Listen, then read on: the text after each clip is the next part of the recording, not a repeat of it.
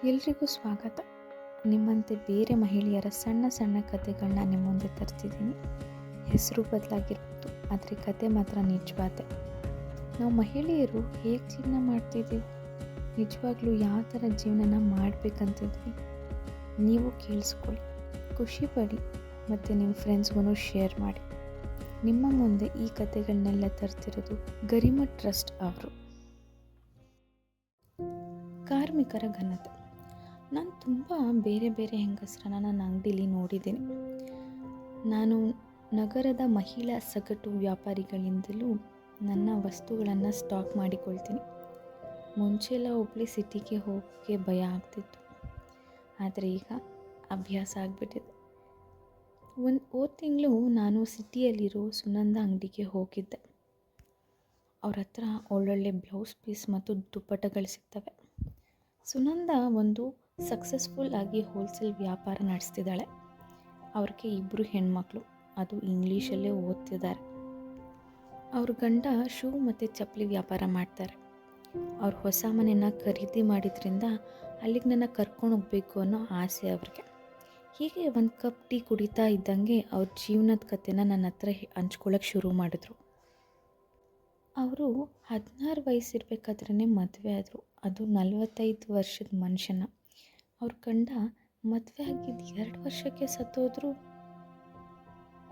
ಆವಾಗ ಅವ್ರಿಗೆ ಮಕ್ಕಳೇ ಇರಲಿಲ್ಲ.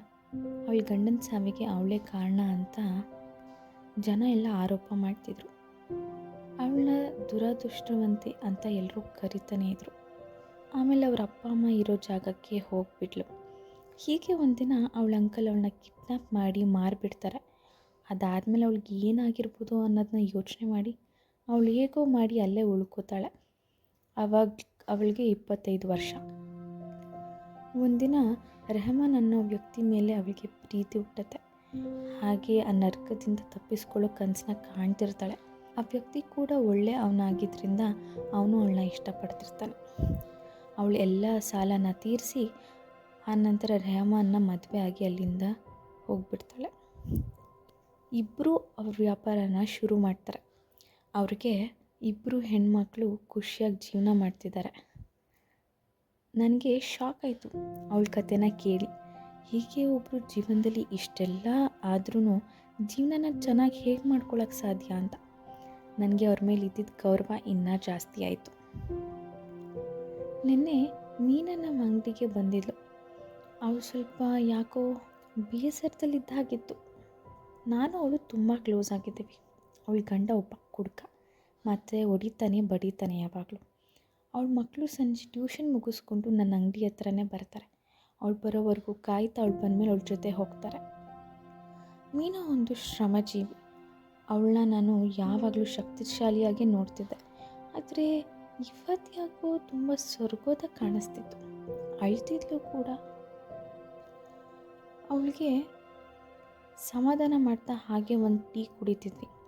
ಆವಾಗ ಗೊತ್ತಾಯಿತು ಅವ್ರ ಮನೆ ಮಾಲೀಕ 24 ಗಂಟೆ ವೇಳೆಯಲ್ಲಿ ಅವಳ ಮನೆನ ಖಾಲಿ ಮಾಡೋದಕ್ಕೆ ಹೇಳಿದ್ದಾರೆ ಅಂತ.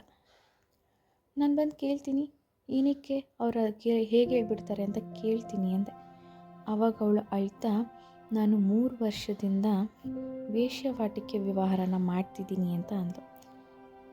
ಈ ಕಾರಣಕ್ಕೆ ಅವಳ ಮನೆ ಮಾಲೀಕ ಅವಳನ್ನ ಮನೆ ಖಾಲಿ ಮಾಡು ಅಂತ ಹೇಳಿದ್ದಾನೆ. ಹಾಗಂತ ಅವಳಿನ ಮನೇಲಿ ನಡೆಸ್ತಿರಲಿಲ್ಲ. ಆದರೆ ತಮಾಷೆ ನೋಡಿ, ಈ ಮನೆ ಮಾಲೀಕನೇ ಅವಳಿರೋ ಜಾಗಕ್ಕೆ ಕಸ್ಟಮರ್ ಆಗಿ ಹೋಗಿ ಅವಳನ್ನ ಅಲ್ಲಿ ಗುರುತಿಸ್ಬಿಟ್ಟಿದ್ದಾನೆ. 3 ವರ್ಷದ ಕೆಳಗೆ ಅವಳ ಮಗಳ ಸರ್ಜರಿಗೆ ಅಂತ 25% ಇಂಟ್ರೆಸ್ಟ್ ಹಂಗೆ ಸಾಲ ಮಾಡಿದ್ಲು. ಆವಾಗಲೇ ಈ ಸಮಸ್ಯೆಗೆ ಅವಳು ಸಿಗಾಕೊಂಡು ಈ ದಾರಿನ ಇಟ್ಕೊಂಡ್ಳು.